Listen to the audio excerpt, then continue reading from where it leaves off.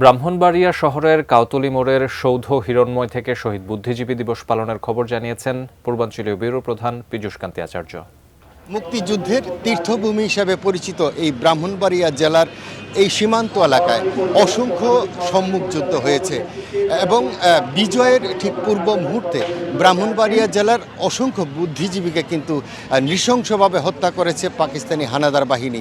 এই উপলক্ষে আজকে এই বুদ্ধিজীবী দিবস উপলক্ষে এখানে সৌধ হিরণ্ময়ে ফুল দিয়ে শ্রদ্ধা জানান জেলা প্রশাসক দিদারুল আলম, পুলিশ সুপার জাবিদুর রহমান সহ বিভিন্ন শ্রেণী পেশার মানুষ কিন্তু এখানে ফুল দিয়ে শ্রদ্ধা জানাচ্ছেন। এখানে আমি একটি তথ্য দিয়ে রাখি যে এই ব্রাহ্মণবাড়িয়ার যে বিজয়ের পূর্ব মুহূর্তে জেলা কারাগার থেকে কিন্তু অর্ধশতাধিক বুদ্ধিজীবীকে হত্যা করা হয়েছে এই কুরুলিয়ার খালে।